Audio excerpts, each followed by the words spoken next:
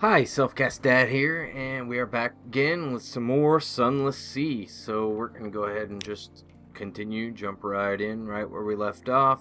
Um, let's see. I think we were pretty well done with the port of London, and we were gonna go back out and try and find the funging station. Uh, yeah, we're gonna come back and collect this guy later after we use some more of our supplies. Because right now we're sitting okay. We got an engineer along with our gunner, and here we go. We're set off into the open seas, and let's see the funging station should be somewhere in this quadrant. So we'll just kind of look around in there. We're going to probably come up here and check this out first. And we'll go ahead and stop at Gators Morn while we're out. And get a little port report while we're there. So kind of kill two birds. And really, we could go ahead and stop back here at Hunter's Keep and go ahead and pick up the port report there again, and we can turn that in for, that'll help offset some of the unnecessary costs we used last time to hire more crew. And we're at 10 crews, so we should be moving a little bit faster, as well as the bonus from that engineer should be getting us moving a little bit faster as well. And they're not receiving visitors. We'll go ahead and get the report. Not going to call them out right now. So, here we go. Alright, so if we just kind of set our bearing like yay, we should be pretty well. Now you see down here we have this Z-Bat. We can send that out. And it kind of, see, it'll come back right there. And it kind of just scouts for us and sees what there is near us. And it doesn't look like the funging station is going to be over here. That's okay. That's quite alright. What's this? Is this the location? Oh, uh-oh. It's a pirate frigate. We're getting attacked.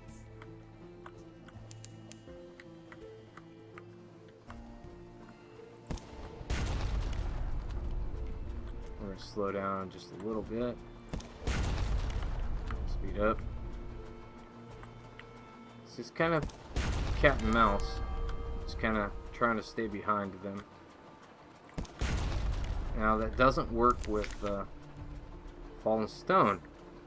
Now and then, rocky fragments fall from the roof of the beneath. The decks of older ships are pocked with scars. The sound is one no landlubber knows, and no sailor will forget. This one has smashed the glass of a deck binacle. Ill omen, one sailor cries. The god in the roof. Storm is angry. Storm, one of the three nameless gods of the sea. An absurd superstition. So we can do nothing, or we can make a sacrifice. In the stories, Storm is the noisiest, angriest, and least reasonable of the sea gods. Better not take chances. And that'll cost us one supply. We've got 8. Go ahead and do it. You sailors know the words. You mumble them. A gift of wine and fish is suitable, marked with the captain's blood. Ow! Bound with copper wire and cast overboard from the bow. The package bobs for a moment, then is sucked beneath the ship. We lost 1 supplies. We're now 7. We've lost 1 terror. That's kind of nice. And we know something of the 3 gods.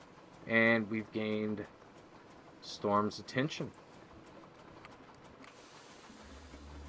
Hard turn. It's kind of an odd thing to be doing in the middle of combat with a pirate frigate, don't you think? Tossing food overboard. Mumbling incantations. While we're circling the waters with another enemy ship. Got 2 fuel. And we got our supplies back. And what did we get? Coke. More fuel. Sound the all clear. And, okay, we're gonna go this way. What's our terror? Terror is 7. Easily manageable. It can get pretty high up there if you don't keep that stuff under control. It looks like we're using more fuel than food at this point. 200 degrees Fahrenheit, huh? So somewhere in here should be a port. And there's Gator's Morn. There's our port. The little circles of light are ports where we can dock. Anywhere we see one of those, we can dock. So, good little advice. If you see one of those, you should probably go check it out. Alright, Gator's Morn. Step carefully. The Morn is a stalagmite vast as a crag, and its foot has no safe harbors. The Corsair's citadel nestles halfway up. An intricate system of winches takes the strain, and your ship rises slowly from the sea. Her hull creaks in protest. Grizzled sailors groan and cling to stanchions. Higher, higher. Now the undersea shimmers like glass below. Children, clamoring in crevices, cheer and wave alarmingly. The winch motor slows, and you hang in a cradle next to a red-bowed pirate cutter. So we can go drinking, which is a low-risk challenge, an 85% chance of success. We can explore. We can introduce Blemigans if we had a docile Blemigan. Cannot collect ill-gotten gains. See, unlocked with another day pirate's pleasure. Sending stolen ships. So I haven't quite figured that out yet. Over here, rumors and gather intelligence. It's a modest challenge, 68% chance. Let's go ahead and listen to rumors. Landlubbers fear pirates. Pirates fear the poet. Some say she's a clayman who freed herself with the power of verse. Possible. Others insist she's the personal muse of the king with 100 hearts. Unlikely. One claims she sails on a living ship made of the still screaming skulls of her victims. More sober voices mutter that no, it's just an Alcaeus class vessel. Whatever the truths, few have fought her and survived to tell the tale. Only the bravest of captains risk the lonely parts of the sea where her flag is said to fly. And that really didn't do much for us. We'll go ahead and gather intelligence.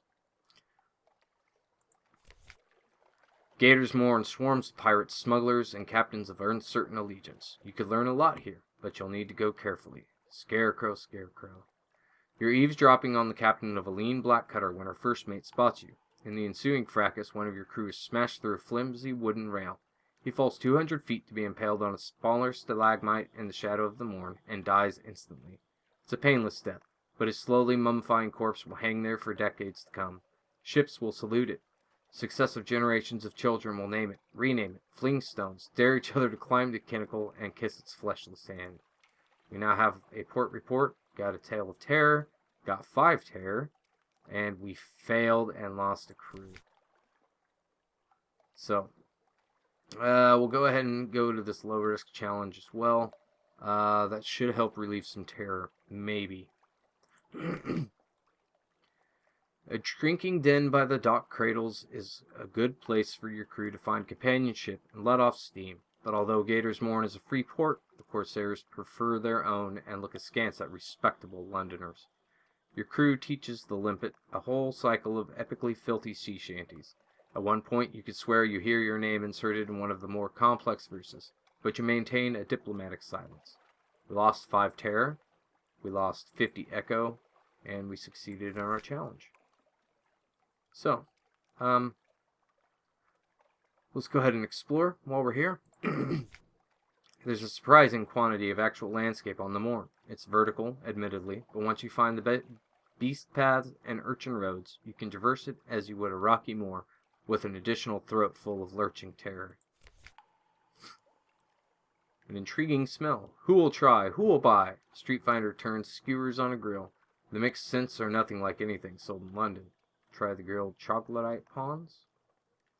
I'm not going to go for either of these, I don't think. We'll try the prawns. What's this? Unaccountably peckish. Huge and pale, their eyes stare bleakly into yours, but they smell fresh. Wonder if we get that from winning one of these challenges. So that being said, let's go ahead and try the shredded jellyfish. Traces the food of queens. Traces of its venom still remain, just enough to make your tongue tingle and alter your consciousness a touch. Your pulse accelerates, and odd thoughts sparkle in the forefront of your mind. We lost 5 hunger. Lost 2 terror. Well, we succeeded, and we gained 10 fragment. We did not gain our unaccountably peckish. But that being said, I don't think sell for 23 here. I think it's only worth 20. Yeah, we'll go ahead and sell it for the extra 3.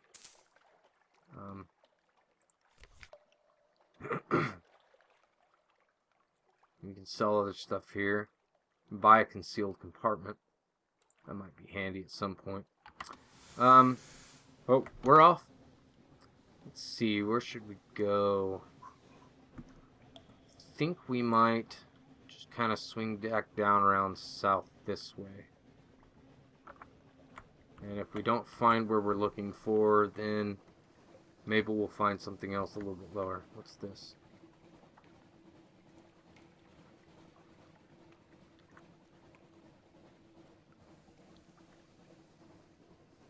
Is it a location? Yes. Moody's Light.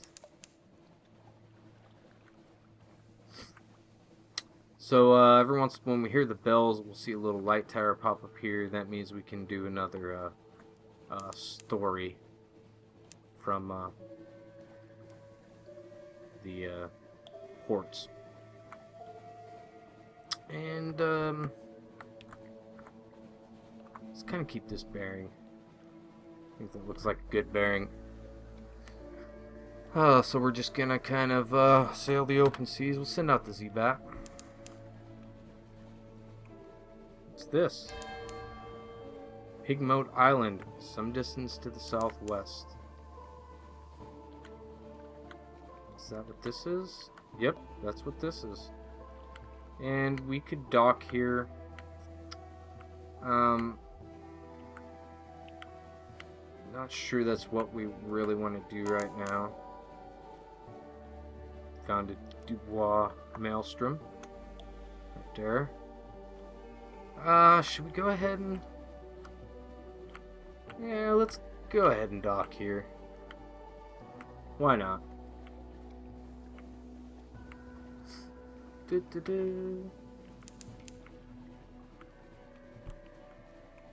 Hello! 2 houses, both alike in dignity. There's no habitation in sight, no market, only an old rotting deck. A stretch of sand thickens into damp black earth from which sprout stunted palms? Not quite. Tall fungal growths with frond-like caps, as if someone had sculpted the idea of a tree from a mushroom. Let's see what awaits you. War? As you step onto the quay, you hear clamor, shouts, and shooting. You can see, off in the distance, smoke rising from beyond the hill, and dots of fire flecking the horizon. 2 tiny figures stand a little farther down the quay, unmoving, as if awaiting your approach. The following is an extract from the popular Diary of a Z Captain, from London to Irem and what we did there before we arrived. Washed ashore on Mutton Island and subsequently serialized in the Unexpurgated Gazette. The author's identity remains unknown. The Tale of Pigmote Isle, in which a delegation is made, a choice is presented, war is declared, a most singular treasure is sought by all, and a new empire is founded with tooth and claw. The figures were rodents, Chapter 1, the delegation. Figures were rodents. To my left was a Ratus Faber, wearing goggles, a blacksmith's apron, and an assortment of tools.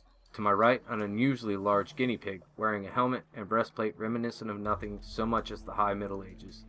The rat stepped forward first and bowed.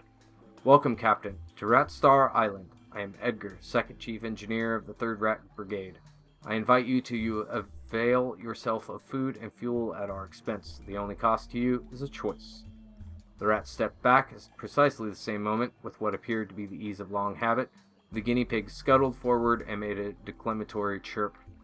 "Welcome, Captain, to the Isle of Cavia. I am Lady Augusta Devereux Swinch of the Blackwater Swinches.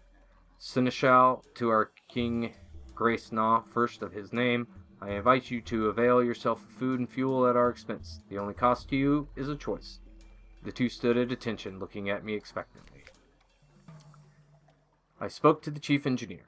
His eyes had a wave, cold glint to them, and he wore his scars like jewels. A rat in the making. I asked the chief engineer to elaborate. He looked at me for a long, measured moment before speaking gruffly. "We came to this island to make a home for ourselves away from London, its cats and snuffers, its rat-skin suits. We came to live as citizens of our own republic. We came with our tools, our teeth, our clever hands, and we made a beautiful city by the light of the rat star that shone bright and blue on Mount Ararat." The chief engineer nodded towards the distant hill. "One day we braved the depths of the chicken woods, and from the top of Mount Ararat we plucked the rat star to be our light, our beacon. But the pigs of Cavie saw the light, and they lusted for it. They sent armies to rule us and steal our star. We will not permit them to take what is ours. We will resist to our last breath. Will you join us in defeating them?" I spoke to the seneschal. How did an armored guinea pig manage to look regal? The seneschal cleared her throat with a delicacy to rival the duchess's own before speaking. "Grace Naw, the king, our lord and sovereign, full 7 months has sojourned in the sea, conquered this land and won the southern main. Now no fortress against him shall remain. No city walls be left for him to gain, save the rats that squeak behind mountain. Unlikely was the lamb of our deliverance. Assured shall be our glories in their fall, when our lady's eye restored be to our hall." The seneschal composed herself, then added, "We saw truth and beauty by the light of our lady's eye on Mount Caveat. But the rats, with their guns and their chatter and their peasants' politics, stole it from us. We will subjugate them and take it back. They are a rabble, and we will rule them with the steel-shod velvet of our paws. Will you join us?" I had heard more than enough. I was ready to make my choice. I sided with the chief engineer. He seemed grumpy but honest. Also, I knew all too well what rat-made weapons can do. I favored the seneschal. Was it her charm or her fondness for London's rat-skin coats that swayed me? Perhaps a little of both. At any rate, I was keen to find out more about their civilization. I attempted to broker a peace. Surely their commonalities were more numerous than their differences. Perhaps I could help them get along. Let's broker peace. My words helped them reach agreement. The chief engineer and the seneschal shared a look, then regarded me with scornful amusement. "Yes," smirked the chief engineer, "you're obviously much cleverer than us." "Oh, much," murmured the seneschal. "You clearly know us much better than we know ourselves." Apparently, idealism would not help here. "Okay, well, I'm gonna go with the rats, because I know what their weapons can do. I'm not real fond of guinea pigs, actually." I extended a finger to the chief engineer, who shook it grimly. The seneschal hissed and chattered her teeth in disgust, but kept her distance. "You've made the right choice," said the chief engineer. "Let me show you around." Okay, we got a rat in the making quality and now 1, because we chose to help the rats. We gained 1 supply and 1 fuel. The chief engineer led me to the northern side of the island, skirting the chicken woods. We passed through a number of what can only be termed checkpoints, as fierce-eyed rats shouldered their derringers and saluted the chief engineer. Soon we came upon a small colony, smaller than some of the infestations I had encountered in London flats. Perhaps only 50 Ratus Faber altogether, working diligently to fortify their side of the island. First thing I noticed was a brilliant light, beaming out from a stump of the chicken wood about 6 feet high. It bathed the whole settlement in a clean blue glow, and was almost too bright to look at. By its light I could see several raised mounds of earth suggesting shallow tunnels. An efficient fishing operation was set up by the water, an albino rat mending nets while others stabbed sharpened sticks into the waves. Further inland was a barracks, where a sergeant barked drills at a small squadron of fighters. My arrival drew attention, and several rats paused in their work to look at me curiously. "Welcome to Murinia," said the chief engineer, voice warm with pride. "It's not much to look at now, but it will be once we've rousted the Cavies. Take a stroll around while I summon the war council." With that, he vanished into one of the mounds and left me to explore. I was at the Rats barracks. The drill sergeant appeared to be sizing me up. Oh. There we go. Appeared to be sizing me up. Were the few rats around here really all she had to launch an attack? We were fighting impressive odds. I approached the drill sergeant and went so far as to salute her, which earned me a grunt of satisfaction. The sergeant dismissed her troops and offered me a bit of chicken wood jerky to gnaw on. There's more of us below ground, she explained, but not enough.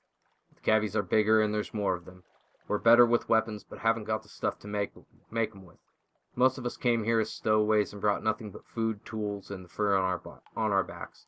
We can fish, and we nibble the chicken woods, but we can't make guns out of trees. The cavies came with their own steamer and seem to have endless supplies. We raid 'em sometimes, but there's so few of us, and we can never hold on to territory gained for long. But that's of no consequence.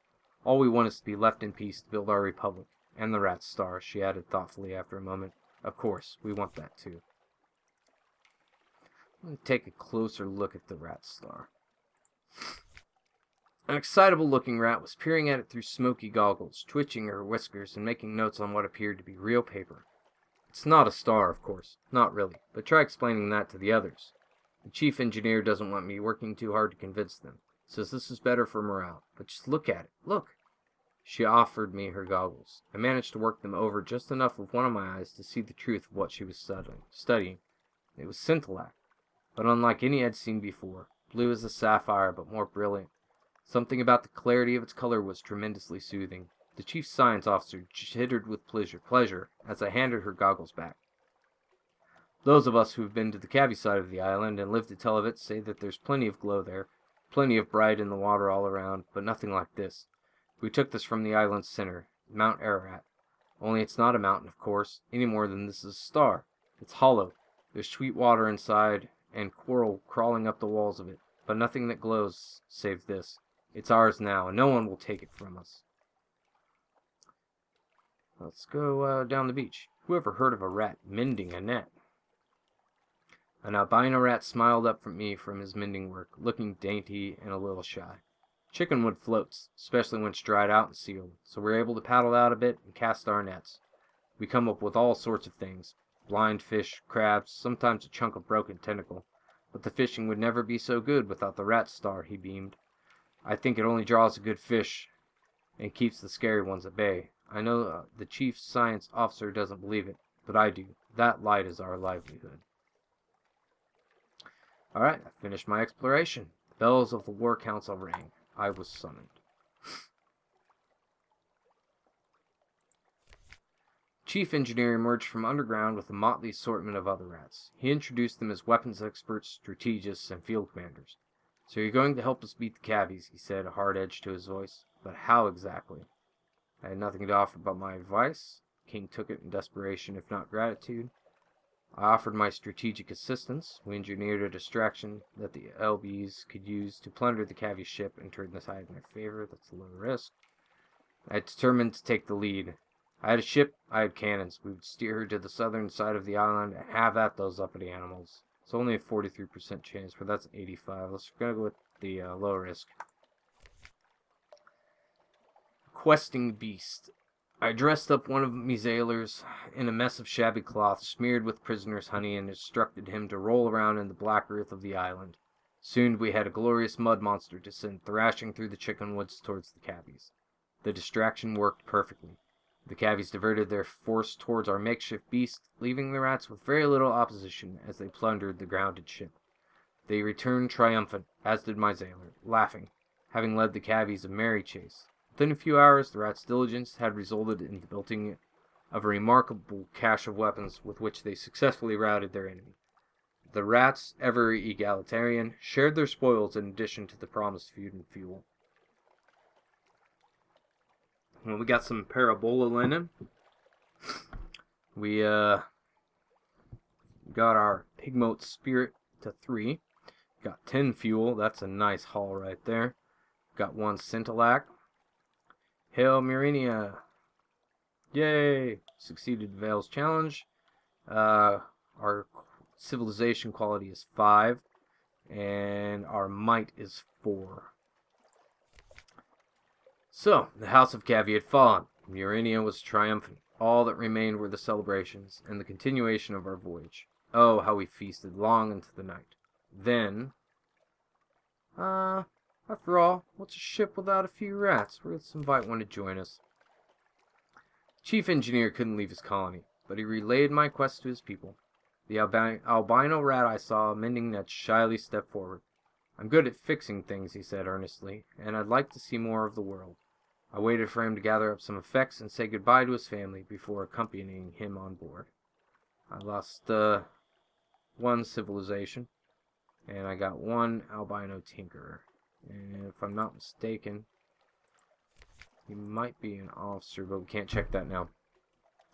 I'm going to also intercede on behalf of the cabbies. They were crushed, defeated, and I could see their spirits broken without the light of the rat star to guide them. They needed an advocate. I appealed to the chief engineer's morale, fortitude, and sense of fair play. Perhaps the cabbies suffered the loss of the light from the center of the island. Perhaps they were only trying to get it back, not steal it from the rats. The chief engineer looked troubled at the thought. We only wanted to be left alone, he said.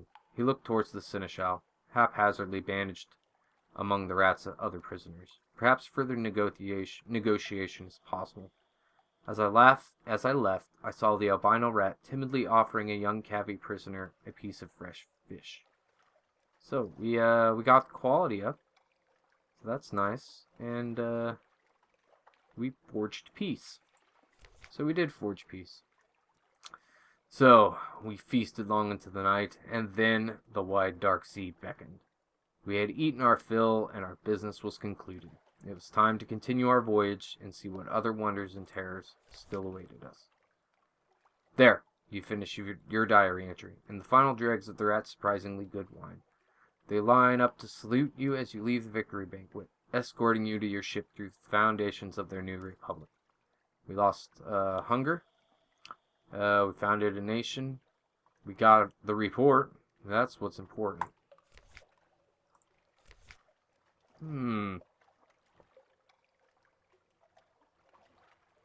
Well, we can't do this. They have a dilemma. We can steal the star. Requires might.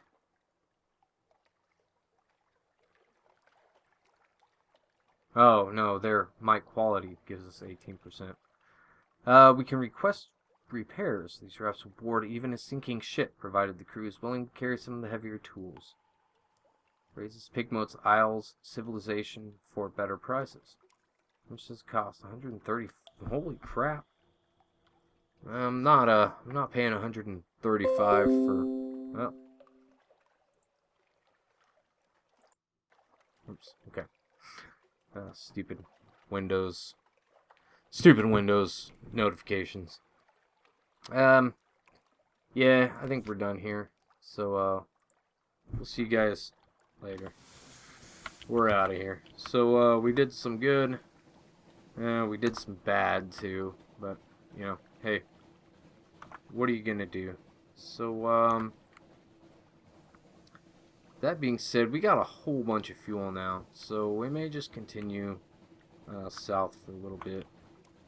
See what else we can find. And we're in a fog bank. Oh, I was going to check this out. Our officers. And he is a mascot. He increases our veils. Veils. And this guy increases our hearts. And I think this causes distress by swapping them at sea. Yep. It worried the crew. I'm not too worried about them, though. Oh, there's Crab Cake. Hi, Crab Cake.